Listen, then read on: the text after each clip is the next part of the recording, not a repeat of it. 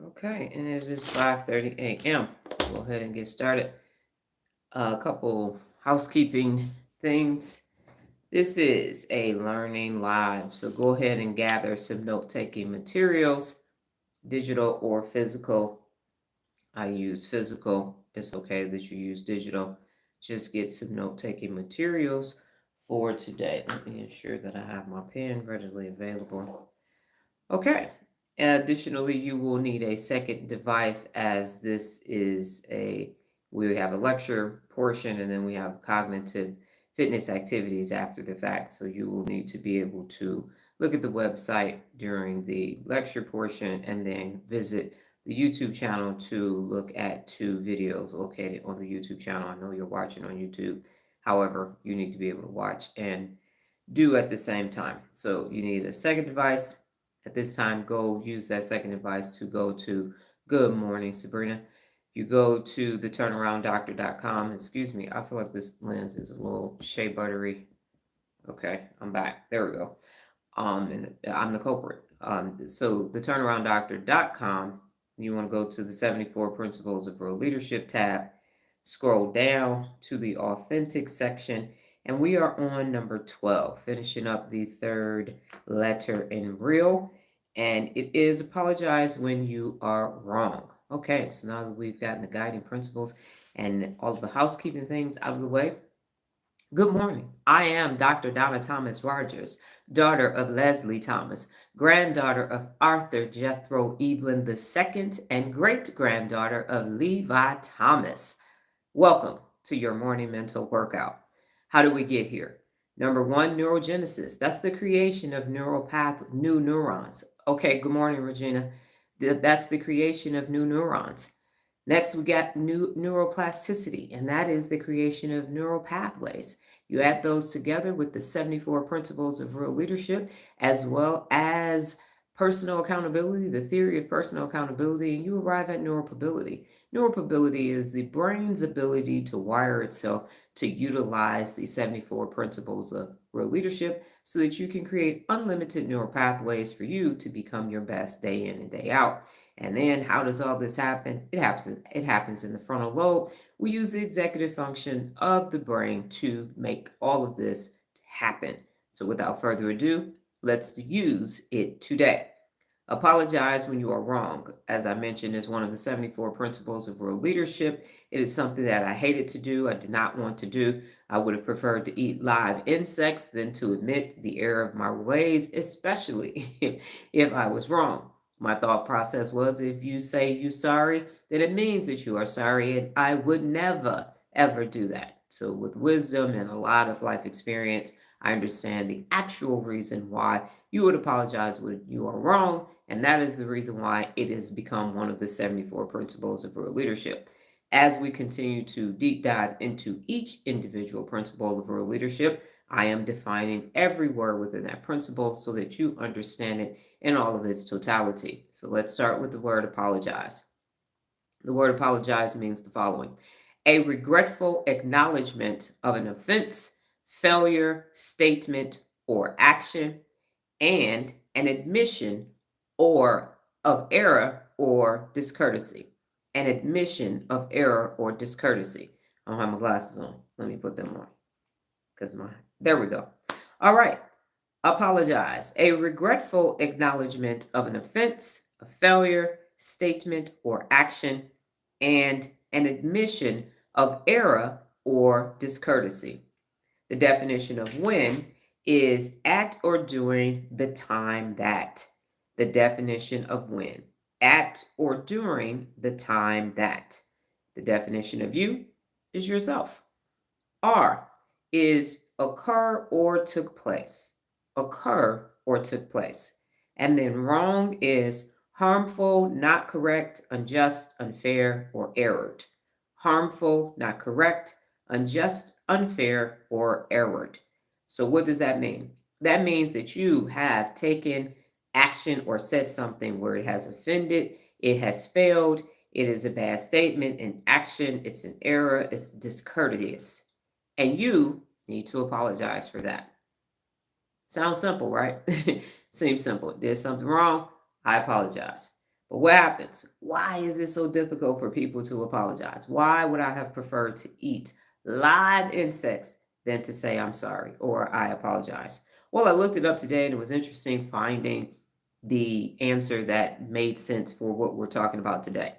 And what I am finding is that as I continue to deep dive into each one of the 74 principles of real leadership, especially the harder ones, like yesterday with exercise tact, is that that's the reason why people can't become personally accountable because of what our current understanding of some of the language that's just used in our day-to-day lives.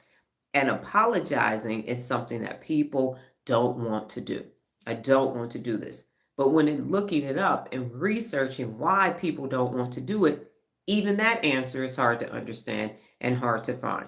So allow me to simplify it as best that I can today. Research led me to this. Apologies feel like diminishing of the self. And I said that. If I say I'm sorry, that means I'm sorry. And I'm not sorry because I'm strong. So how dare I say that I am weak? How dare I say I screwed up, I made a mistake? Because then that makes me feel bad. And then I have to admit that I made a mistake. And I don't want to admit that I've made a mistake because I thought I was perfect. No, not at all. It's just, for me, it felt like, this is weakening me. If I say I'm sorry, ooh, I'm gonna look like a punk. And when you're from the hood, you can't look like a punk. Everybody got to look like a puffer fish.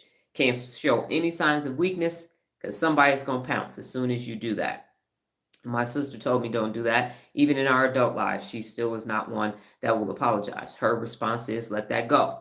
Hence, there is a PA for the day for let that go because of that. So you just talk about that. Just let that go. Why you can't let that go? Because kind of it says acknowledgement, an admission of an error. So why can't you just admit that there was an error? And that's what happens. But it's now saying you made a mistake. And now you got to say you made a mistake. Now that's going to make you feel lesser of a person for doing that.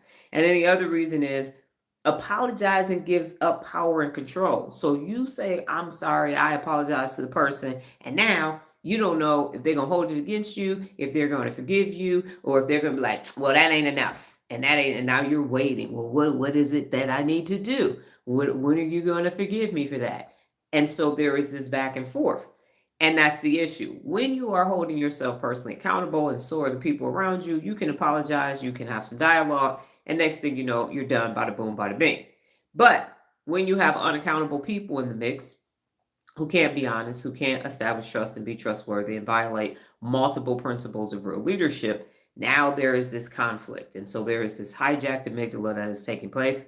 Everybody shuts down access to the frontal lobe, and now we fight. We're very mad at each other, and we start holding grudges. We're seeking revenge and everything else, when all that needed to occur was the person who committed the offense, the failure, the statement, the action, the admission of an error, or the discourtesy. All that person had to do was say, I apologize. I'm sorry. You step on my foot back in the day, it was going to be a problem. That's being discourteous. Now, oh, no worries. I understand. Totally understand. So apologizing for something that you did to somebody else becomes somehow about you. That's the problem. So now you're self-internalizing things that ain't about you. You have offended, you said something, you taken action against another person or persons, and now you want to make that act about you. But what I'm saying, but you don't, no. If you have actually wronged someone, when you are wrong, and the person says, hey, you stepped on my foot. Hey, you said you was going to be here at 10 o'clock and you ain't come till 3 o'clock. Like that's a 5-hour gap. What? And I didn't hear from you. So it's simple things. Now, when big things happen, it's like, you owe me an apology and all these things. But even in the simple things, people, unaccountable people, find themselves not being able to apologize. If you haven't voted on the poll question as of yet, go ahead and do it. And the apology becomes this self reflective thing. Should I apologize? Well, I don't think I should. Has anybody ever been on the receiving end of somebody's, I don't think I should apologize to you? I was wrong, but I don't think I should apologize to you. I have. I definitely have. And that's what is the hardest part. That is the back and forth. That is the going back and forth in your mind where you're saying, but yeah, but I don't like you. Yeah, but you do wrong stuff too. And then you start trying to justify the actions instead of just being objective, being fair, and saying, was this action wrong? Was I wrong? Because that's what the biggest thing is now you have to look at yourself and say, did I do something wrong? Now, what happens to unaccountable people too, when you are a person that is of integrity and character, they will make you apologize for something that they did wrong. And then you find yourself saying, I'm sorry, and you were the one wronged. Now that dog don't hunt no day of the week. Right, and that's what I'm saying, Sabrina. And so now, because in order for that, because they know that they're wrong, and because they don't want to diminish themselves, and they don't want to look like they're giving you power, now they put that back on you. So that is the one of the most unaccountable things that you can do. And I say unaccountable people are losers, and when you have them in your life, that's three too many, because they cause triple the amount of problems, because they have low confidence, low self-esteem, and big giant egos. So when someone cannot apologize, it is more direct reflection or indication of who they are, and it has nothing to do with you. And the two reasons again are because it's going to diminish themselves and it's going to give you power. And if you already have low confidence and low self-esteem and a big giant ego, you can't give power, any power to anybody else, because you know in your hardest of hearts that you are weak. And that's what happens. And that's what I thought back in the day. This is like when I was barely 2021. So teenage years right to early adult time, long before I had a frontal lobe, because I felt like it made you weak. Because again, in the hood, you apologize, you're weak, and people pounce all on that. But we don't have to be that way anymore. Have no fear, because real leadership is here. So it is, I don't want to give you power over me, even though I may have taken power from you and victimize you and everything else. I don't want to see if you're going to forgive me. I don't want to have to make amends for what I've done to you. So fuck that. I'm not apologizing to you. So what questions do you have about the definition of apologize when you are wrong, and the two major reasons why people don't apologize even when they are wrong, especially when they are wrong?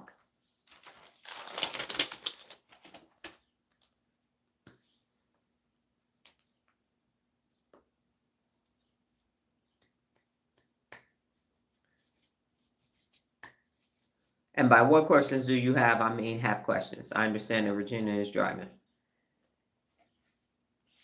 Let's see if this is still hot.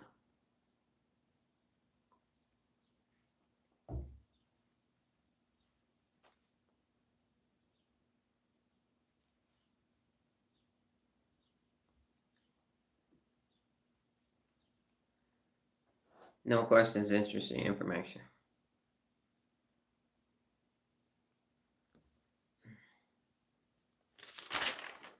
And today is day 524.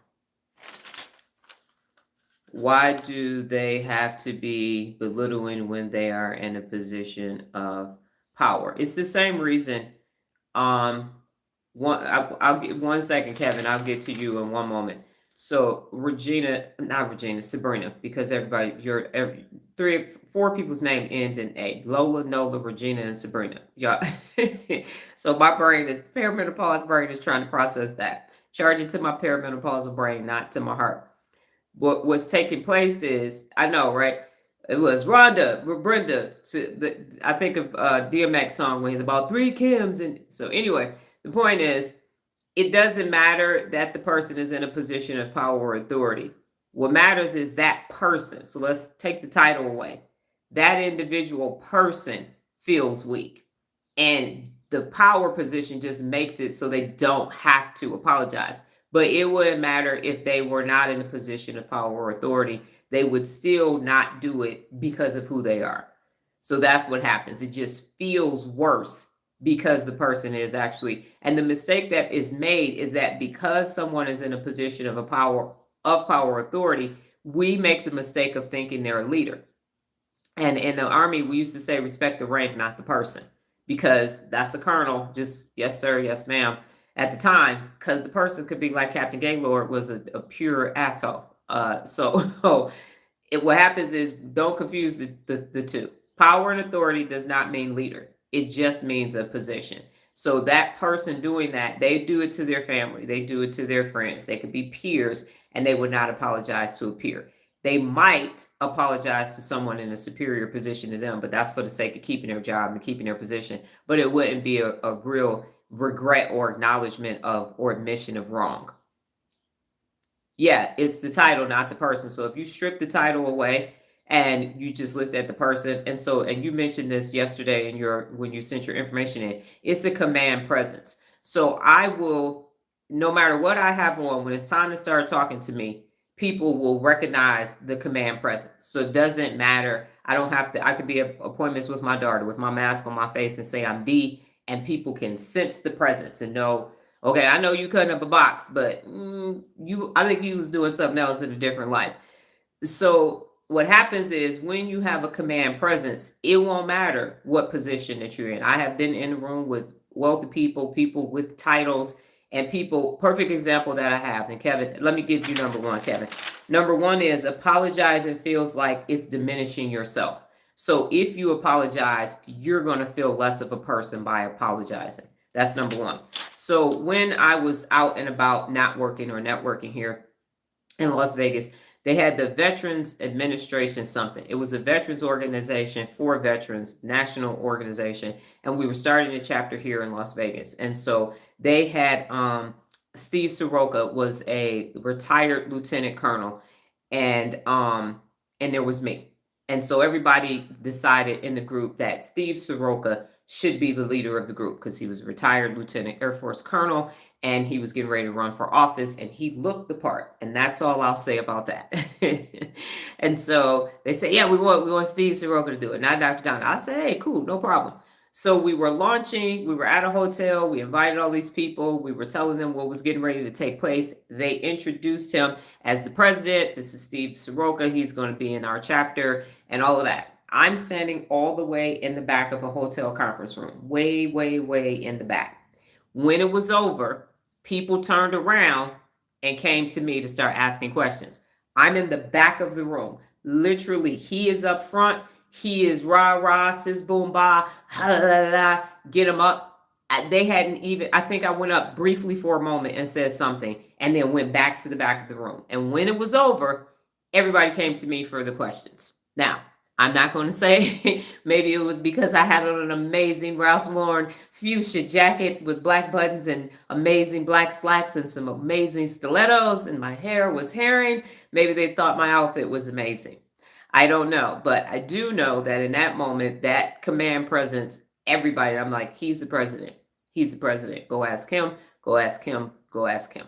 Go ask him. He has all the answers for you. So the point is, just because you have the title, just because you're Pepsi pretty, does not mean that you are actually the person that has the information or the ability to do it. So don't look at the position, really look at the person. I know that was a side note, different conversation, but now you understand the difference is that just because a person is in a position of power authority does not mean that they are actually a leader. So when you are a real leader, the CEO of Me Incorporated, what happens is you automatically apologize when you're wrong and you understand it doesn't make you weak. It actually makes you stronger because you can admit, hey, that was an error. My bad. I'm telling you now, if I say the other person's name, everybody's name except for Kevin's rhymes. So in my brain, I'm like, everything ends with an A. Okay, got it. So there you have it. All right, so how to apologize. It is a 3-step system that is very simple. The first step is acknowledge the error or mistake. Acknowledge the error or mistake. Number 2, don't justify your actions. I'm sorry, but however, I'm sorry, you the one who did it. Okay, I'm sorry, but anytime, and then I apologize. I apologize for my actions. And then number 3, most importantly, which we took from 12-step programs, is ask how you can make an amends. So we have step 1, Acknowledge the mistake or the error. Step 2, don't justify your actions or the statement that you made. And step 3, ask how you can make amends. And the definition of amends, because Kevin is going to want it, is to do something to correct the mistake that one has made or a bad situation that one has caused. Again, the definition of amends is to do something to correct a mistake that one has made or a bad situation that one has caused. That's it. That's it. I messed up. I apologize. And how can I make the situation better? How can I, or here's what action I'm going to take if it's a system that needs to be in place. And that's it. Now that sounds very logical, right?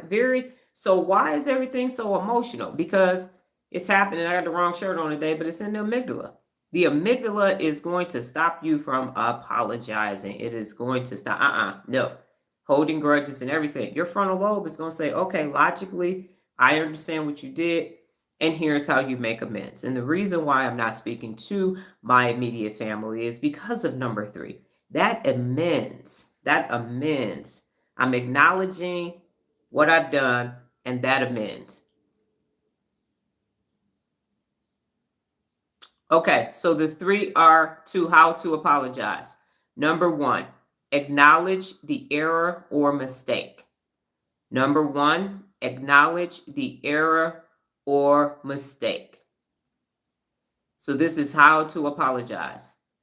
Number 2, don't justify your actions or your statement. Don't justify it. Don't say, I'm sorry, but I apologize. However, don't do that. Just apologize. And then number 3, ask how you can make amends. Ask how you can make amends. And the definition of amends is to do something to correct the mistake that one has made or a bad situation that one has caused. Amends, to do something to correct the mistake that one has made or a bad situation that one has caused. You got it. Okay, great. So apologizing actually gives you strength. And once I recognized that it made me stronger because just think about it, if someone has done something wrong to you and they come back and say, you know what, I apologize for my statement, for my actions. What can we do to make the situation better? What can I do to amends for the action or the statement that I made? First of all, you're going to get some serotonin. You're going to be like, oh my goodness, you just apologized to me. Wow. And let me think about that.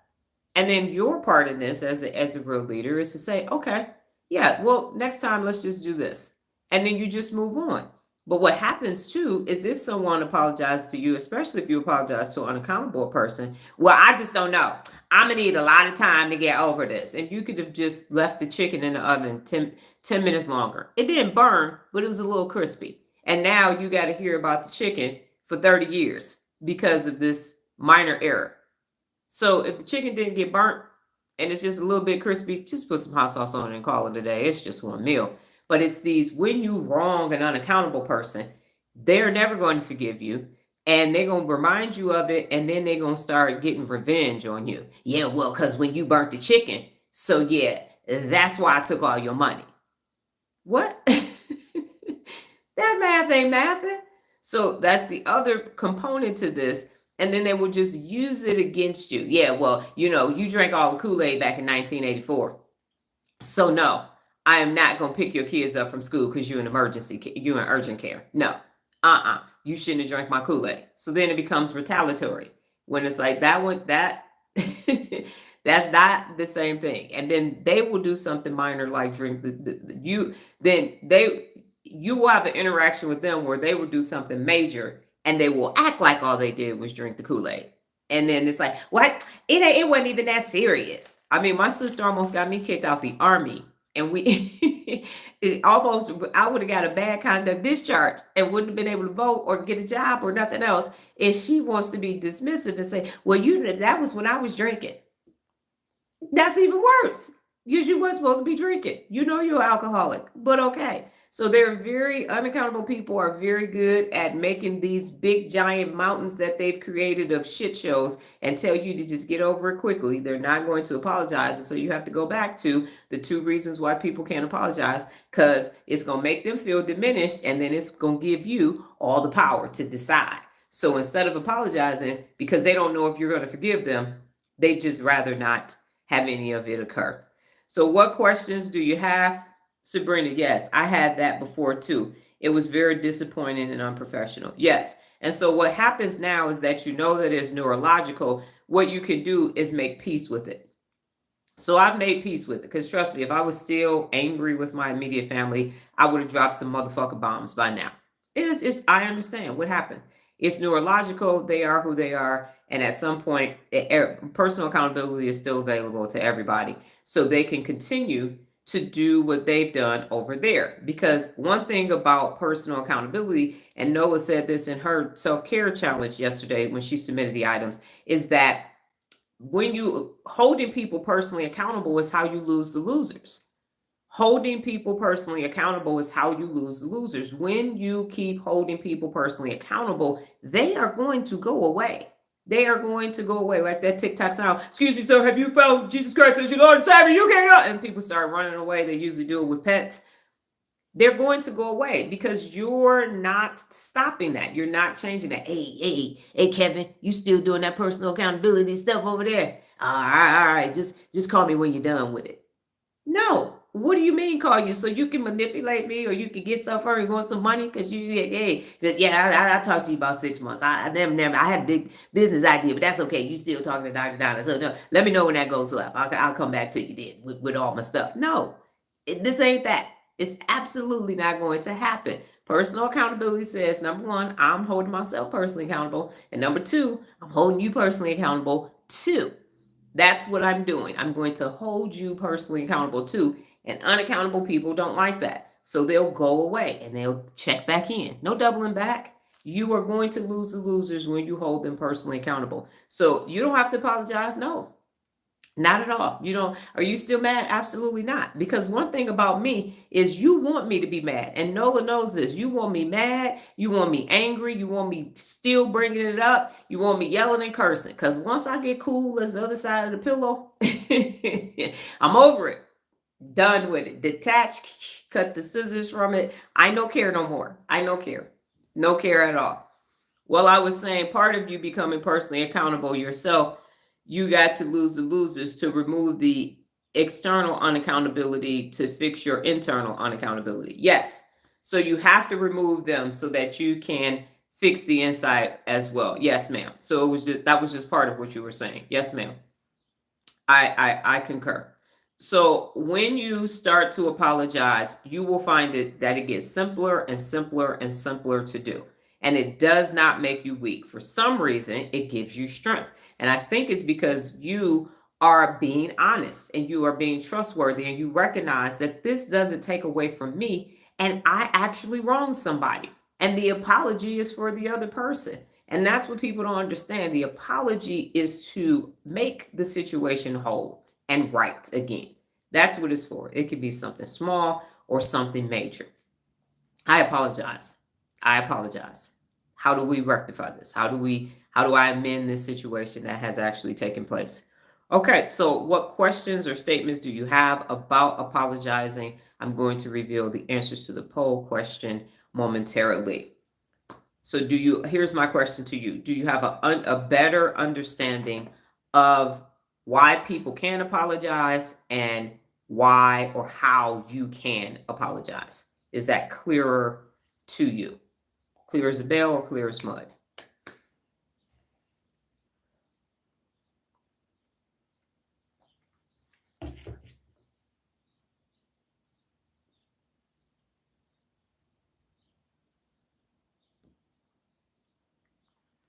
My pleasure.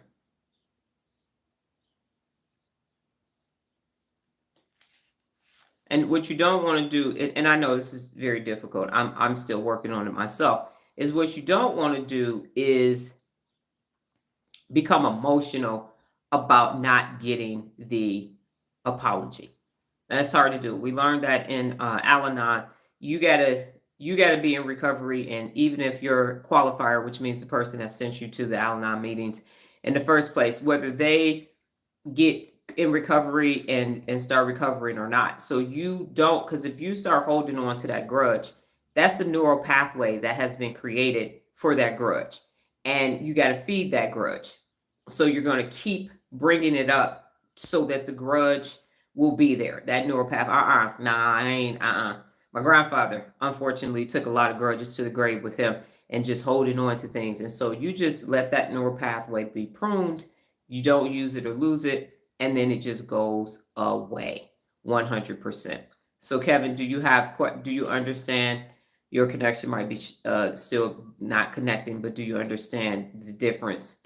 Not the difference, but why people can apologize, and then what you can do to apologize. Okay, great. All right, great. So now at this point, I'm going to reveal the poll question, and let me 1 second in the poll. All right, so the poll question is, do you apologize when you are wrong? 100%. 7 people voted, and 100% of you said that you do. So, no question about that. Got it. So now what we're gonna do, I'm having a hot flash. Give me 1 second. Deciding if I'm gonna turn the fan on. So now go to the social media tab on the website. Go to YouTube.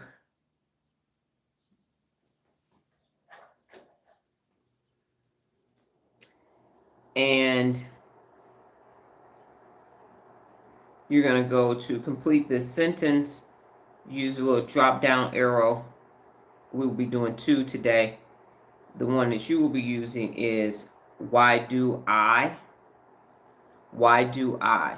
So when you get there, just give me a thumbs up so that I know that you're there. And then you will watch it and then respond from a you yourself personally perspective. So it is why do I?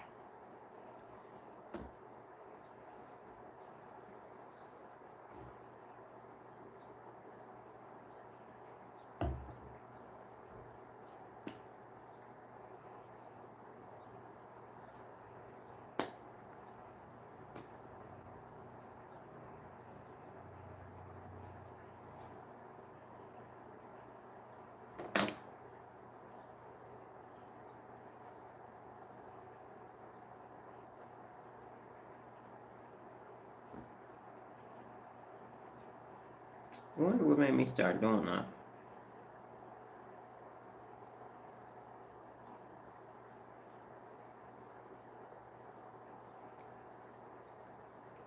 Oh, yeah, there. So you are on the YouTube channel under the playlist Complete This Sentence, and the video that you're looking at is Why Do I?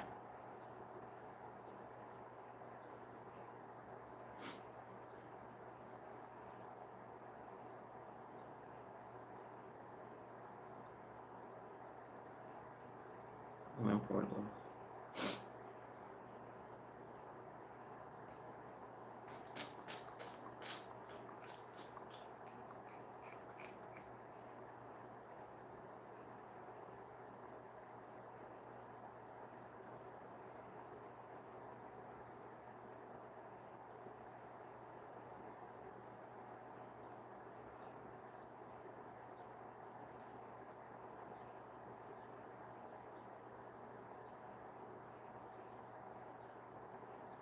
Oh, they just put that on there.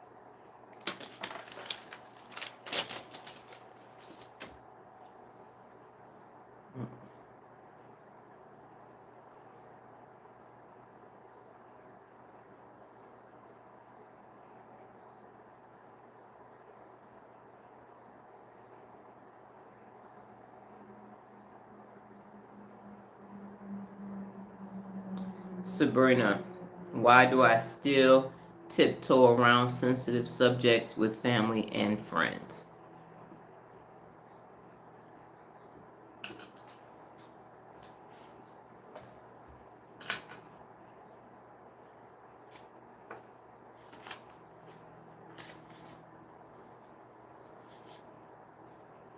Because you don't like conflict.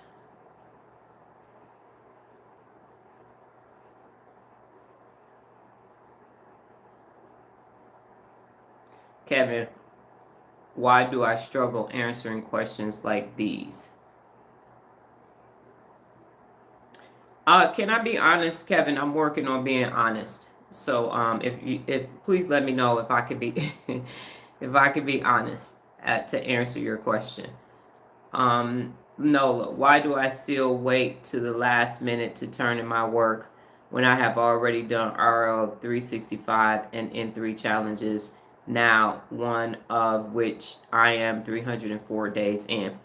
Because you are still a night person, Nola. So you're not a morning person. And what happens is you're still, the fact that you're on lives every day, no matter if you went to bed at 1, 12, 11, so you're still waking up. Your productive time, because you are a night owl, you start really getting energy at about 6 p.m. You get real chatty, want to talk, all this, and I'm like, yep. So, by 7:30, I'm on my way out. And you're like, and then remember, and then, so you're actually doing it because that's when you are awake and you want to be alert for what you have to turn in. When you turn yours in earlier, the answers are different than when you wait until later in the day. So you watch the videos and everything during the day, but it's because that's when you are actually at your alertness. So you know how when you wake up, I'm already like, and then such and such and such and such, but I gotta get on the live. But before I get on the live, la, la, la, la, and then by 8 o'clock, I'm over here and you are wide awake. So that is why you're doing it. You're not procrastinating. That's when you are in flow. Okay? So let me know if I've not acknowledged why you're saying that. Okay. Answering questions like this. Okay. So what happens, Kevin, is you are a man. And I know you are a man. And I'm speaking to this from having had almost 2,200 appointments and us being in the house with families with children. And so what takes place is in the household, doesn't matter if it's a single parent, doesn't matter if 3 generations are living in the same house, the expectation for boys versus girls is different. And from inception, go all the way up. And it's not something, these soft skills, this warm and fuzzy stuff, because you and I are the same age, this warm and fuzzy stuff, this self-reflection doesn't happen. What happens is, and so we've noticed that with the girls, they don't make a lot of decisions. They have vanities and kitchens and things like that. And then the boys have Legos and weapons and they're doing business stuff and already talking about, I'm getting ready to be a billionaire and all of that. And so what needs to happen is the households need to merge and everybody in the house needs to know how to do everything. So Noah and I both know how to clean the house, manage money, do the landscaping and all these other things. And so what happens is you don't have the neural pathways for this. And that's why you want to be able to do it, but you're sitting over here like, how? Because the neural pathway was never created. You are a provider. You are a Southern gentleman and you can take care of the family and make sure everything, and you can run businesses and everything else. And now it's time for you to just understand what's taking place for you. And the neural pathways aren't there for you to do it because it wasn't something that was done. And so now, and it isn't about healing from trauma and go through therapy. It's not that. Everything ain't trauma just because something happened. It's really, who am I? How can I not answer these very self-reflective questions?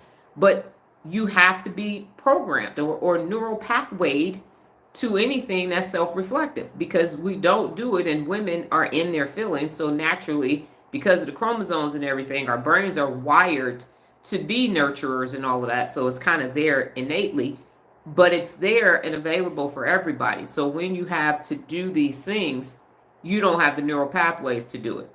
And that's what's basically taking place. It's because it's never something that you thought about. You thought about providing. You thought about being a good husband, thought about being a dad and what that means to be a man. But like you said yesterday, yes, you got this selfie light, but you look good in the selfie light. So everybody looks better in lighting. So I mean, think about it. When Kennedy and Nixon were running, Nixon said, "Don't put that makeup on me. I'm a man." And then he came across all sweaty and pervy because the lights were so hot and the makeup was just enough to keep his face right. And he over there looking like a serial killer trying to run for president, standing next to Kennedy's fine ass. They're like, I'm not voting for the hideous one. I'm voting for the good looking one. This is America and we pretty over here. So that's what's actually taking place, is that you don't have the neural pathways to do it. And I had to develop them. You grow up in the hood, you grow up in a toxic household, everybody abusing you and everything. The last thing you're like, who am I? Where am I? You are defending yourself. And I wish I motherfucker would. And so people, and then this is funny, and probably everybody is gonna laugh at this. But what happened was, and Nola, every time I say this, cracks up. People at Frito-Lay, because I worked at Frito-Lay starting in April of 2001, and then went to Nola was born in December of 2022, so 18 months, right? So I'm there, took the last 3 months off on FMLA. So when people met me after I had Nola, the people who were there when I first got there would tell people, "Oh, she's mellowed since she had her daughter." And they're like, "She got kids? This is the mellow version of her?" And they're like, "Yeah. Oh, yeah, she's mellowed out a lot since she had her daughter and got married. Oh, she is so mellow." And people were like, "Are you sure?" So, yes, I am much mellow. This is my kinder, gentler side. Y'all didn't want to meet Dee Dee from D and Lieutenant Captain Thomas. This is the PG-13 version of it. You know what I'm saying? This is definitely. So the point is that it happens over time. And so you just have to give yourself the time and the space to evolve internally, because you've been doing all the external stuff. So all the external stuff is there. And now you are doing the internal work. And that takes longer. So you know how you take these structures and you gut them. The house that you saw, I saw recently, where the tenants, you said something about the smell or something. That one, I saw that video, and then it looked like a totally different thing. So you're just doing some renovations on the inside. That's what's actually taking place. Okay, go ahead and go to the complete this sentence, the next one, which is right next to it. When it comes. If you look at the graphic, it says when it comes.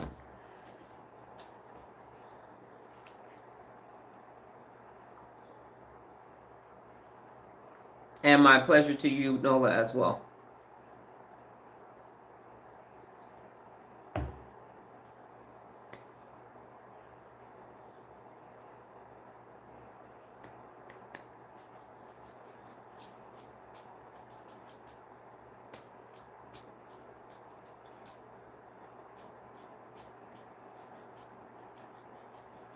Oh, we actually have time for one more.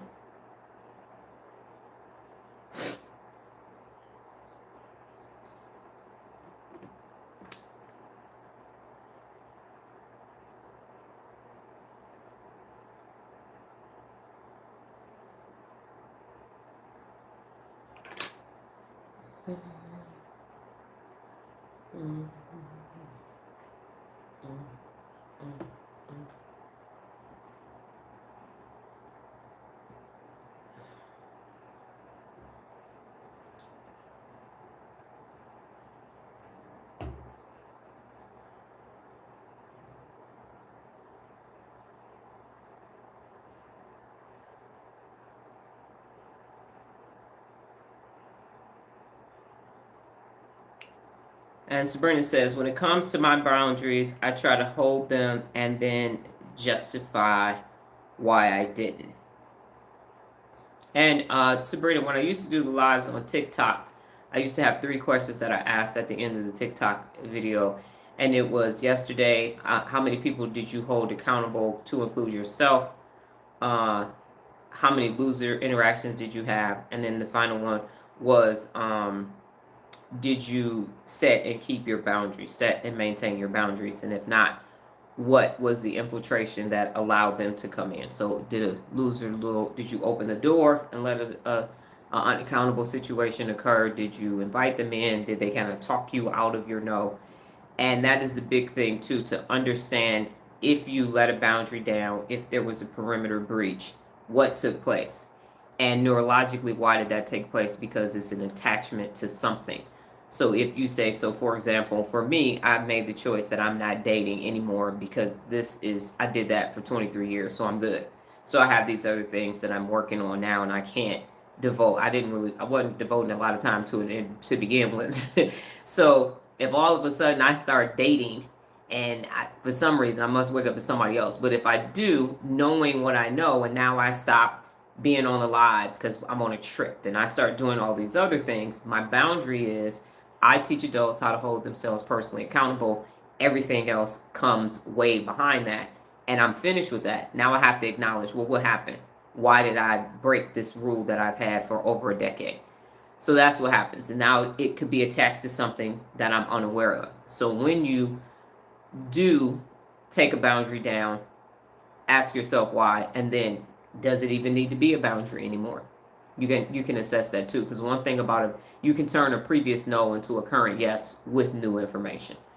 Okay, Kevin, when it comes to my boundaries, I got to set more restrictions. Too many people are getting close to me. So, yes. And one thing about it, Kevin, you're a nice guy, you're a Southern gentleman. And so people will use that, and I don't want to say use that against you, but you are a Southern man. So you're honest, you're going to keep your word. Here's, Southern hospitality, come on in. But whenever we go to somebody's house from another country or from the South, they will be offering us everything. And we will say, no, no, thank you. We have water. And then they'll get this sad look in their face. And then we'll say, okay. And sometimes we leave with food and water bottles, desserts, and all kind of things. And they're like, I just can't. And I'm like, but we're working for you. We're at work right now. You're at home. We got to work. No. Come on. I'm going to feed y'all before y'all leave. And so part of that is just where you are and who you are. However, yes, you need to set those boundaries. And the boundary that Nola and I have set is, and you will get to this at some point, is if you are not personally accountable, we don't fuck with you.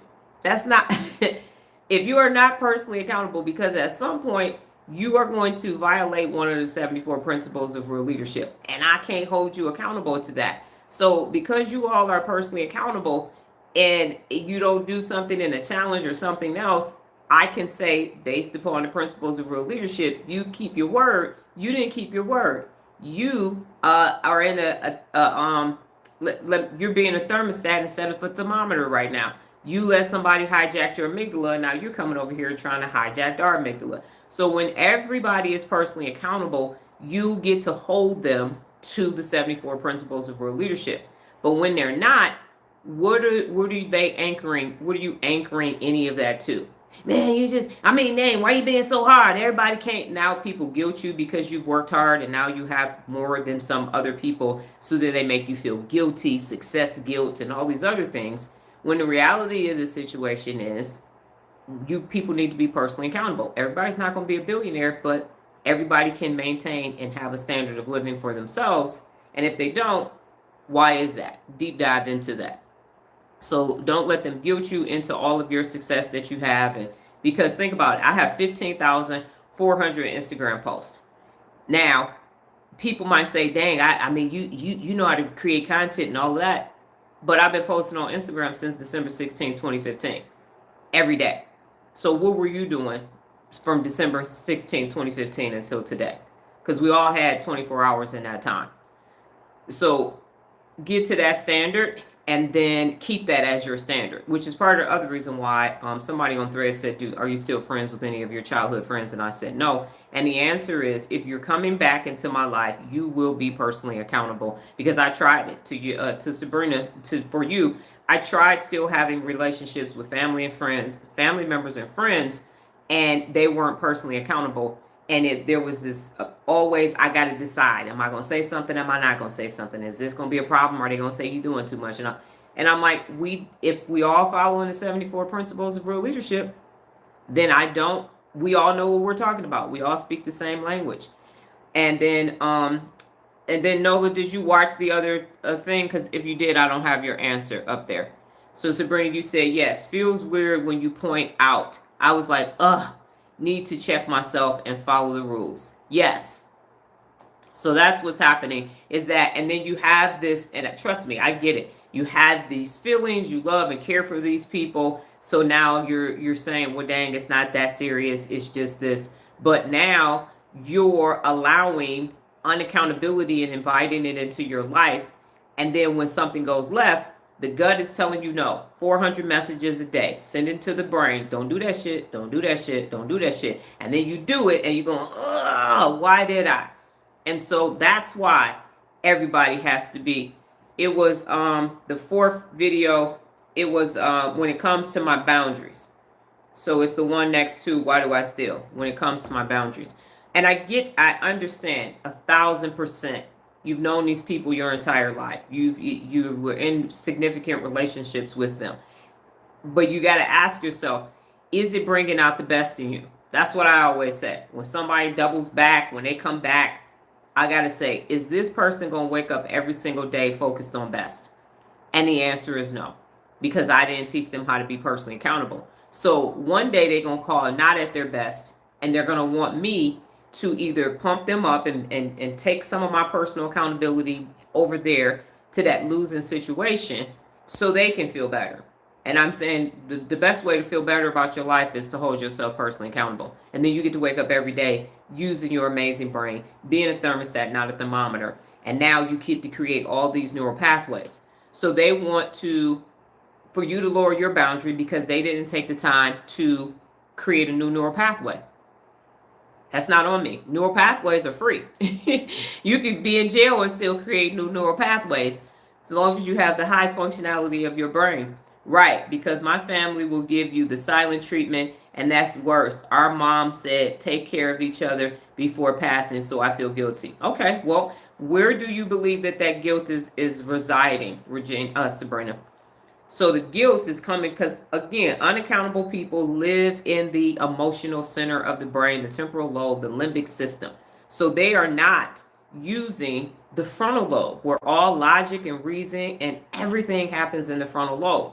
So what you're doing is you're saying, do I want to live in my temporal lobe every day and have a hijacked amygdala all day long and dopamine, this manufactured dopamine, or do I want to have this much more peaceful, calmer existence over there in my frontal lobe? Because you're not, this family, a stuck family stays stuck together, and that's it. But you all aren't your best. So if be the best is one of the 74 principles of real leadership, how can you be the best if someone is making you feel guilty? And the programming, the negativity bias says make them feel guilty. I'm not getting what I want from you, so I'm going to make you feel bad so I can get what I want from you right now. Now, I'm not going to give you what you need, but you're definitely going to give me what I want all day long. So that exchange, and that's why negativity bias has to go away. That's why you prune that neural pathway and you create the new neural pathways. And it is a challenge, and this is one day at a time. And it took thousands of days to get here, so it's going to take time to undo or reconstruct what's already there. But it's well worth it, because I'm telling you, when I turned, we had to get some painting done at the house yesterday. When I turned my ringer on, it happens and it's taking place, but I don't even know, the sound isn't familiar in my head because I don't have my ringer on enough to know what it actually sounds like. You know, if you, whatever your ringtone is, you know what it is. Clueless. I have no idea what it is at all because I keep them up. That is correct. So Sabrina and Kevin, let me know if I clarified things for you. So I understand it's feelings, but when you are in your frontal lobe, that's your personality. That's where you actually are. And unaccountable people want you to be who they want you to be, but that's not who you actually are. I was looking at my 5th grade photo last night, having a discussion with Nola, and my Uncle Jerry was a lawyer. And I said, well, I wonder, I couldn't remember if he bought the tie or not. And she said, didn't you used to go tie shopping with him? And I said, yeah. And he said, of course he bought you a tie, because that's what he used to do. So here I am with my tie and my suit on in 5th grade. You weren't going to stop me from becoming Dr. Donna. It was not going to happen with all that was sent to me. But people that want the best for you don't want the worst for you too. So when you do that and you just sever the ties. And I did this back in 2014 when I went to Detroit for the final time. I took that's when I started New Year in November, and I took 60 days off from everybody during the holiday season, time to reflect. And when I came back, most of the people had dropped off. A couple people were still there. All of those people are gone too. But, and this is, and so it worked. And this is another thing that you can do. If you have access, if y'all are on Facebook or you have old photos, just go look at the old photos and then think about the person now and say what has changed. And I know we've all aged, so not the physical things, but just look, what is that person doing? What are they doing? Because I can tell you what people are doing based upon the day of the week. Right now, haven't talked to them, I can tell you pretty much based upon if they still have children at home or not, exactly what they're doing. Right. And so what I'm saying is you make a decision. Do you want to be best, or do you want to have family and friends? And Kevin, you know, I sent you the thing from Maslow's hierarchy of needs. And there is a point, at some point, that survival, we need to stay together for survival. That's that doggone negativity bias. We just stand together so won't nobody harm us. But y'all clawing and, and harming each other. Like, I think I'm gonna just go to my own cave. I'm good. This over here, I feel like shoot. There's got to be something better over there. They ain't got no single caves. I just looking for a studio cave. I don't want. I don't need 3 levels. I'm good. I'll go sleep in a tree under a leaf to get relief from this group of people. Yes. So let it go. I have a T-shirt that says "Let that shit fall apart." I had it on the other day. I couldn't figure out why people wasn't really.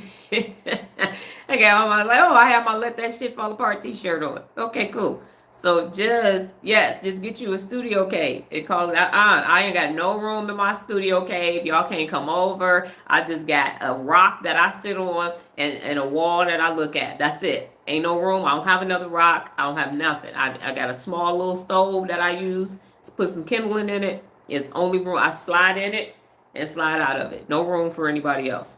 All right. So follow up from yesterday. What did you, if you had an interaction to exercise tact, what was that? If you had an interaction to exercise tact, what was that? I had an interaction to exercise tact when we had to get the fascia repainted on the house, and they told us between 7 and 9. They showed up at 11. Yeah. And so I was on the phone with customer service. But just like that roof that you had it in one of your videos, Kevin, it was done in one day. They showed up with 5 ladders and 5 people quickly. After I said we have an appointment and we are now 2 hours behind on our appointment. This is no bueno. We looked up and everybody was there, ready to go. Came back home, done. Second level of the house, everything. So yes. Other than that, the poor communication with the project manager who was on the plane, which I will be having a conversation with them on Monday about that. But other than that, it was a smooth event. So I stayed on the phone, used tact, understood that it was not the customer service person's issue. They couldn't paint. They didn't have a ladder or truck to paint or nothing else. So if you had an opportunity to exercise tact, what did you do?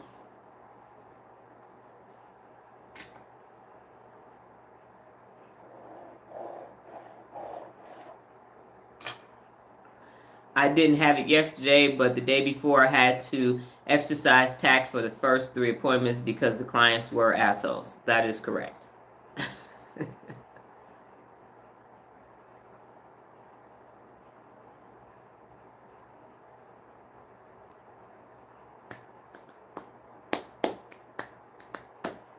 And we call those character building days. And we also call that thumbs down.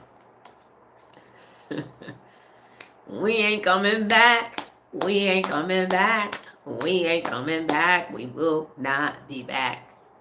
Okay. Kevin, I had to exercise tact yesterday when CPI dispatch could not find my account in the system, but the customer service people were able to find my account in their system. Got it. Yes. And sometimes when that happens is that the systems aren't on the same system.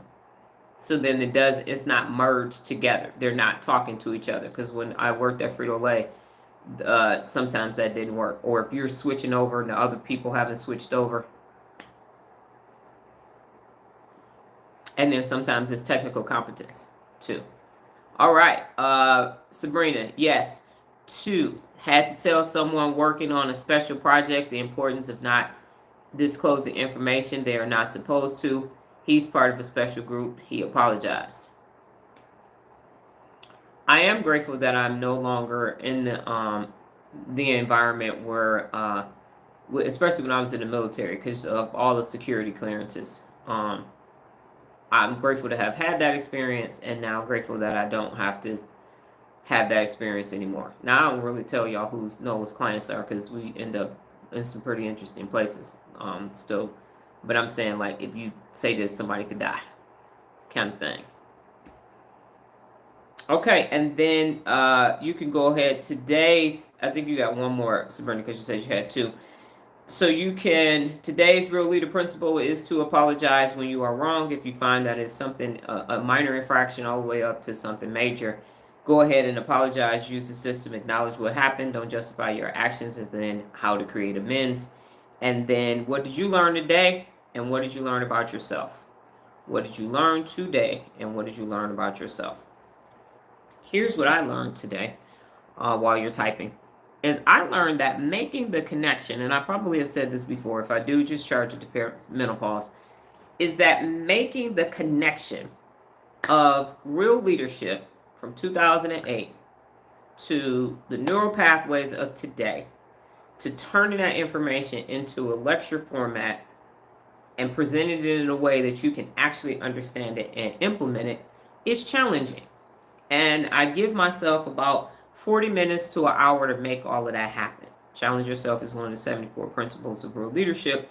And it is challenging every morning to do that. And if we're busy, then if I have to do it the night before, it is challenging. So I've learned that I actually create challenges for myself just because, just to see. Well, let's see if you can, let's put like 85 constraints on it and see if you can still make it happen.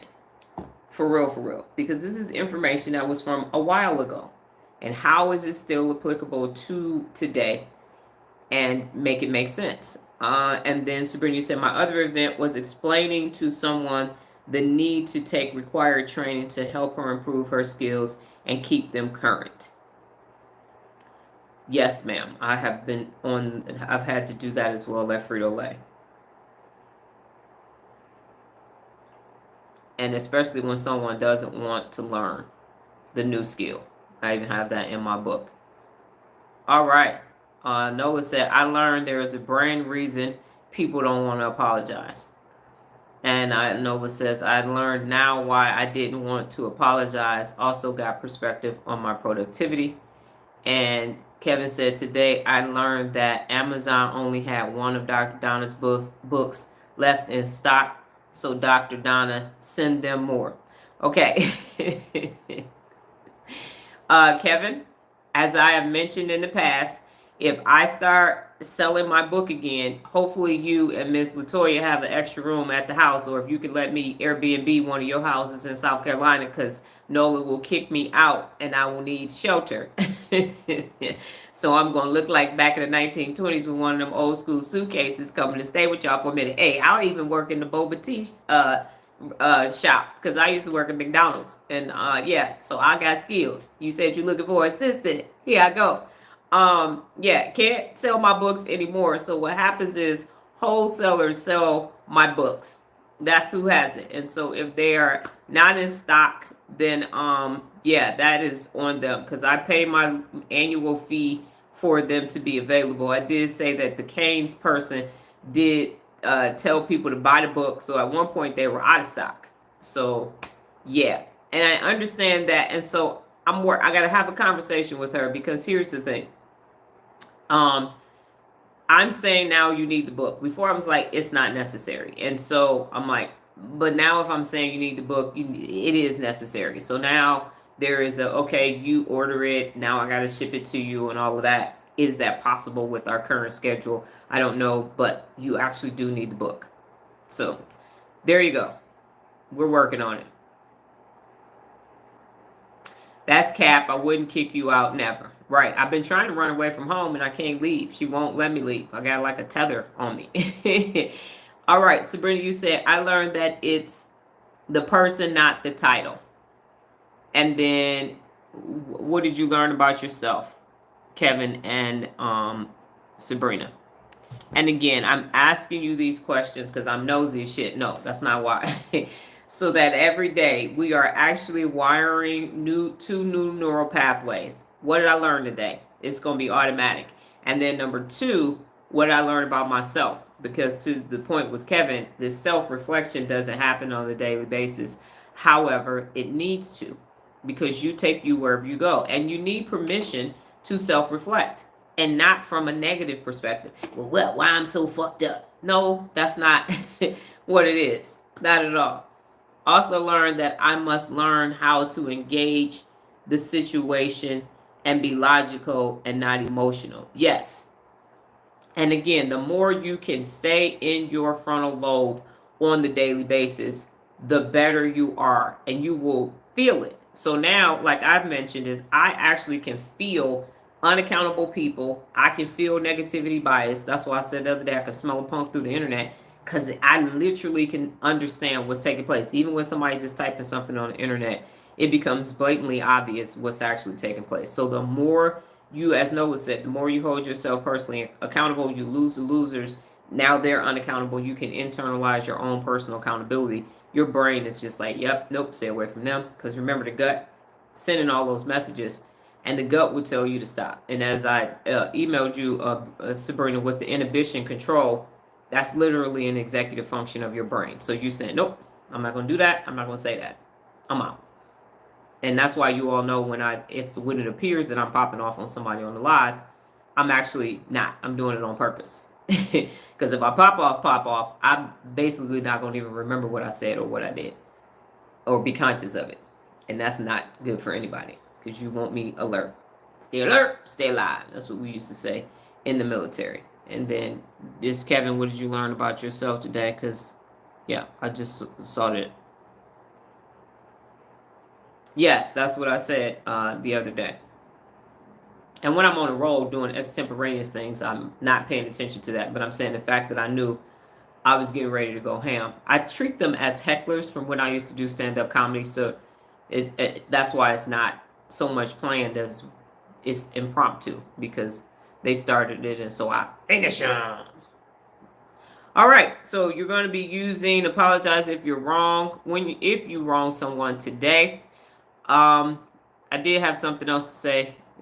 I can't currently remember, so it slipped my mind, which I love perimenopause. I really do. But you did stand up. Kudos to you. Yes. Okay. And Kevin, if you typed it, I can't see it. Yes, so the more you rewire the neural pathways of your brain and wire the neural pathways of your brain, you will just start to feel more in control of your day and your life, and start feeling smarter as well. Myself, Kevin said, I had to do more self-reflections to become comfortable with that wiring process. You do. And here's what I would like for, if I had one wish. I'm like RJ. I mean, like, not, what's his name? Ray J. But he is RJ Jr. Anyway, Ray Jr., whatever their father's name is. Here is the thing. In a perfect world, which we are not in, personal accountability gives people the permission to be themselves, day in and day out, whomever you are. It gives you the platform to just be who you are. So you're not concerned about what it looks like, what it sounds like. You're just here working on best. And as you're working towards best, it will look like best. It will be best. And you will be your best. And because of the conformity bias, confirmation bias, negativity bias, and the isms and everything else, again, and I ended the live yesterday with some of the same sentiments, is you're afraid to go within because the people before us were afraid to go within. And it's not about being vulnerable. It's just about being who you are, being authentic more than vulnerable. And the more you do it, the harder it is to not do it. So there is no way that I could ever go back to corporate America. There's no way I could ever go back to the military. I'm too much me. I barely made it through the first time. And that's okay. It's you are beautifully and wonderfully made, and you get to explore that every day of your life. You actually do. Do no harm to anybody else. I know that's the Hippocratic oath for doctors, but you actually get to do that. And you don't have to feel guilty about it. You don't have to feel anything but what you actually feel like doing. I know people probably will say, why in the hell, you're Dr. Donna, why are you going to do this physically demanding work with your daughter every day? Because my work, I sit at a desk. And if you sit at a desk too long, the older you get, the bones and everything start atrophying, and now you're hunched over. My legs will start swelling up if I sit at my desk. So I'm physically active 6 to 8 hours a day. And that's not something that I would do because I'm an educator. Everything I do is up here. So it makes sense for me. Even sometimes when we were out in the sun yesterday, not real happy about that part. Wanted to get out there sooner, but the painters showed up when they showed up. You get to be who you are. And the more you can, and I will say accustomed to who you are, now you can keep doing it.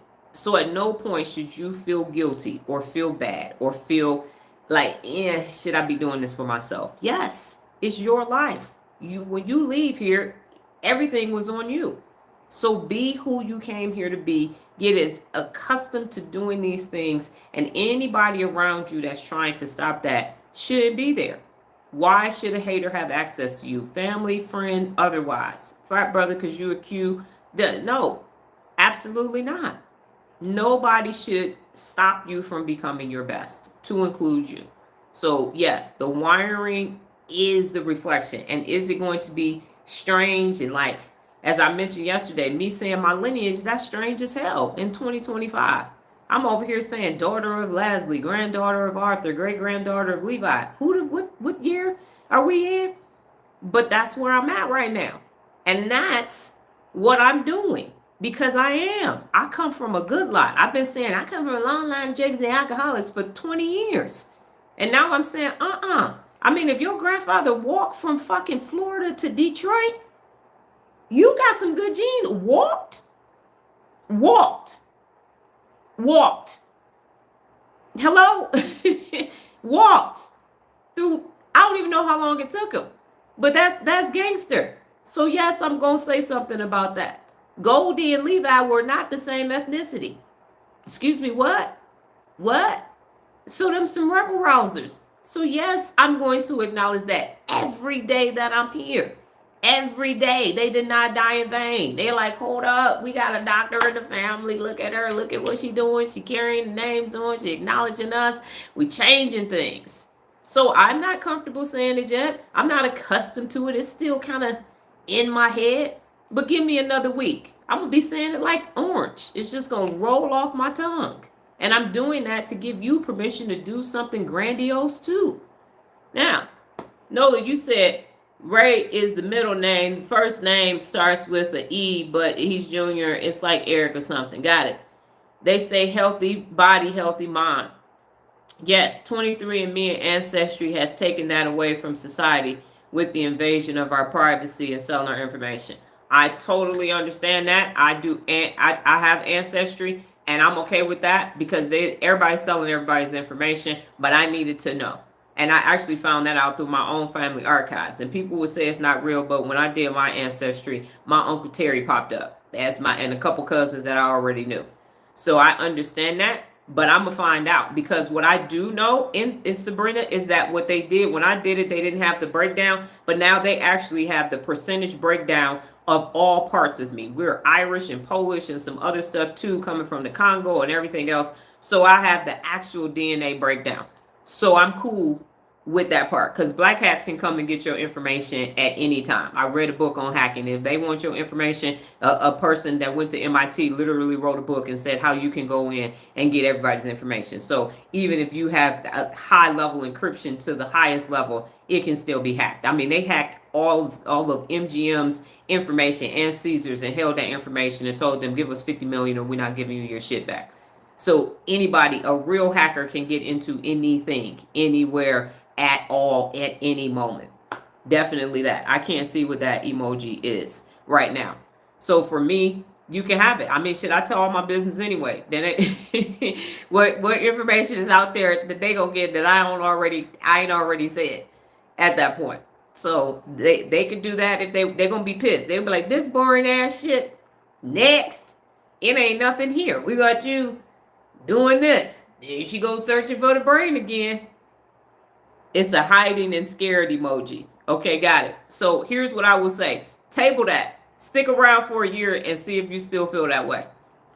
Just get some more information and see if that's still something that is frightening to you. Because again, the negativity bias says we got to put some negative information out there. And I'm saying for me, I need to know my lineage. I need to know who I am so that I can tell the generations coming behind me who they are. And so my daughter has the ability now she knows 5 out of her 8 great-great-grandparents. And now that will help her navigate through life. And we believe that she has some Hispanic in her. How else will we find that information out?